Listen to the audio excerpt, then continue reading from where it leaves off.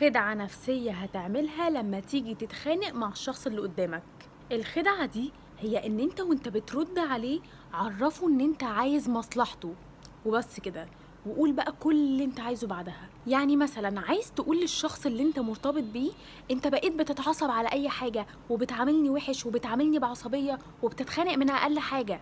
لا، ما ينفعش تقولها كده، لانه هيقلب الترابيزه عليك ويقولك انا اللي بتعصب من اقل حاجه وبتخانق من اقل حاجه، ولا انت اللي بتعمل حاجات تعصب. وساعتها مش هتعرف ترد ولا تصد معاه، لانه هيغلطك انت، وكل واحد هيبدا بقى ان هو يطلع غلطات الشخص اللي قدامه، وهتدخل في مرحله ان انت محتاج تبرر انك مش غلطان وتجيب كمان غلطاته اللي هو بيعملها. يبقى من غير زعيق خالص ولا خناق خالص عشان تدخل في جدال مع الشخص اللي قدامك وتعرفه ان هو اللي غلطان.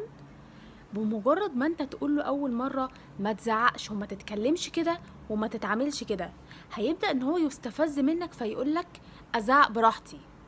ساعتها بقى الرد ان انت هتقوله ما ينفعش ان انت تزعق كده وتتخانق، دي حاجة غلط عليك، انا عايز مصلحتك. حتى لو هو رجع رد عليك وقالك ازعق براحتي انت اللي حركاتك تعصب، فهتقوله ما ينفعش ان انت تزعق كده على اي حاجه تافهه، انا خايف عليك. فلو تلاحظ هتلاقي ان انت خلاص قلت له كل اللي انت عايزه في الاول، فهو استفز وبدا يرد. يعني انت في اول الكلام هتوضح له كل اللي مضايقك وكل اللي انت عايزه، لكن لما يجي يستفز ويرد عليك هتبدا ان انت تدخل في دايره ان انت عايز مصلحته، فمش هيعرف يرد عليك بعدها، لان انت مش محسسه ان انت داخل معاه في خناق.